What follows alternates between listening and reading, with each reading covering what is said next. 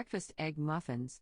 These are light and fluffy, plus only have about 100 calories per muffin and are loaded with protein.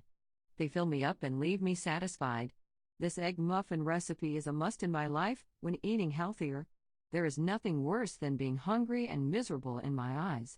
Can you eat this egg muffins cold? Yes, you certainly can. But I make an entire batch and tuck them in the refrigerator. Then when I want one, I pop them in the microwave when I need to warm up, 1 or 2 up for a snack. They warm up great. The kids loves eggs in the first place, but thinks it's so cool to eat these muffins.